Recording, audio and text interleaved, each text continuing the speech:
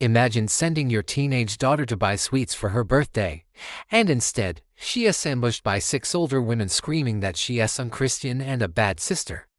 That's what my ex-mother-in-law orchestrated.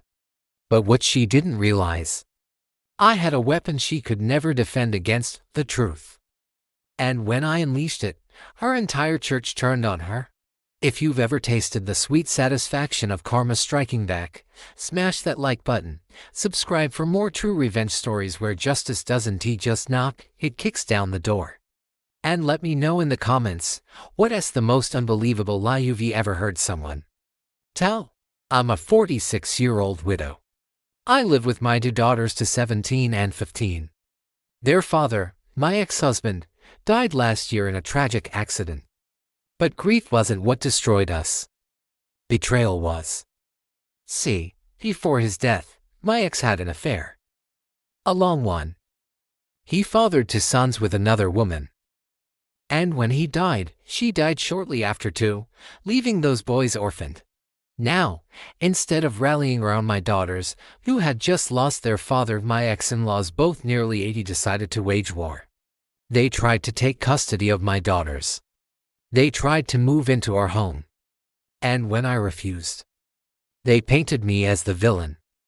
Here is the reality: my daughters were the ones who discovered their dad as cheating in the first place. They were the ones who told me. And they were the ones who carried the crushing guilt of breaking the family, even though it wasn't their fault. They've been in therapy since. So when my ex-in-laws pressured them to be good sisters to those affair children, it wasn't just cruel, it was re-traumatizing. It all came to a head at the weekend market. It was my youngest's birthday. Instead of a big cake that day, I gave her some money and told her to buy anything her heart desired. She skipped through the stalls, filling her bag with chocolate, candies, little treats. She was smiling, free. Until she wasn't. About an hour later, my phone rang. Her voice cracked with panic. "Mom, some women won't let me leave." My blood ran cold. I grabbed my oldest and ran. And there she was, my 15-year-old, pressed against a vendor's stand, tears streaking down her cheeks, surrounded by 6 older church women. They circled her like vultures. "You're unchristian," one spat. "You're dishonoring your grandparents," another hissed. "You should be a good big sister to those poor orphan boys." My daughter shook her head, sobbing, whispering, "Please stop." Red. I pushed through, planted myself between them and her, and told my oldest, "Pay for the candy. Take her to the car, now." Then I turned to face the pack, and oh, they knew me. These weren't strangers. These were women from my ex-in-law's church, or the same church I used to attend back when I was still trying to make the marriage work. One woman sneered, "You're worse than her.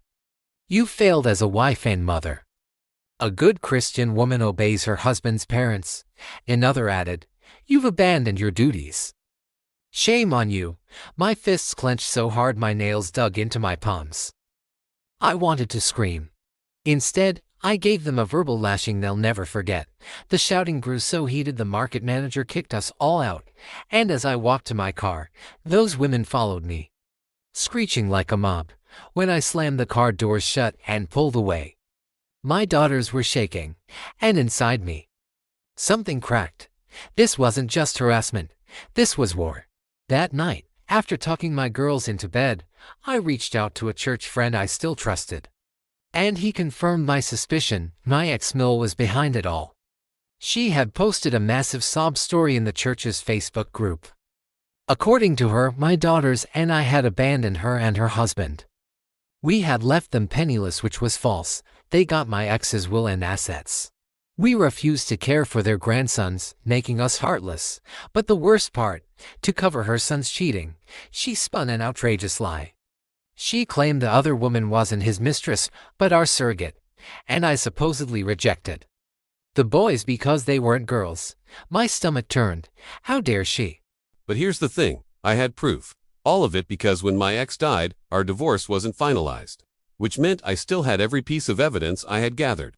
Photos of him with his mistress, including one of them kissing in our living room. Screenshots of their explicit text exchanges. Messages from my in-laws encouraging his cheating. And the most damning of all, texts and emails where they bullied my daughters. They called my girls bastards. They said it was their fault their father died, because they had exposed his affair, and they sent this filth 2 days after his death. That was my breaking point. I went to a print shop, paid extra for high-gloss, full-color prints. Then, I sat at my kitchen table until my fingers cramped, assembling custom hymn binders. They looked exactly like the ones the church hands out during service. Neat, innocent, perfectly disguised. But when you opened them, the very first page was a full-size photo of my ex and his mistress kissing in our home, their faces clear. Her skin tone, hair, everything about her screamed not the wife. Beneath it, I wrote, a love story. And inside, page after page of texts, emails, photos, every ugly detail of their betrayal, and my in-laws' support of it. The next Sunday, I walked into the church and slid those binders neatly into the stack of hymnals. No one checked, and then, I waited. By Sunday evening, the church's Facebook group was on fire. The gossip mill churned at lightning speed. My ex-husband, once painted as a tragic hero, was now labeled a cheater, a liar, a disgrace. The mistress, called names so vile the pastor had to step in to censor comments, and my in-laws, the very people who had sixed their church on my daughter, they were ripped apart. Members blasted them for enabling their son's sins, for bullying grieving teenagers, for lying to the congregation. Letters of apology began arriving at my door. One addressed to my daughters read, "We failed you. Please forgive us." Another member even invited us back to church for healing support, and my in-laws, they were shunned. Humiliated, my ex-mill took to her personal Facebook, whining about how no one cares for the elderly and how her great son would VA cared for her. Yeah, right, with what money? I was the breadwinner, not him. The same woman who sent 6 church members to scream at my crying daughter in public was now too ashamed to show her face in that same church. The same woman who claimed I was heartless and unchristian was now branded a liar, an enabler, and a fraud. And the best part, I didn't spread rumors, I didn't lie. I simply handed them the truth. In glossy high-resolution, Focolare, karma doesn't always arrive on its own. Sometimes, you have to bind it up in a hymn book and let the choir sing it loud. If there's one lesson here, it's this. Never weaponize lies against someone who has the receipts. Because when the truth comes out, and it always does, it won't just set the record straight. It'll burn every bridge you thought would protect you. So tell me, what's the most jaw-dropping revenge you've ever seen? Drop it in the comments, because I'd love to hear your stories. If you enjoyed this tale of justice, served ice cold, hit that like button, subscribe for more, and share this video with someone who needs a reminder. Lies may travel fast, but the truth will catch you at church on Sunday morning.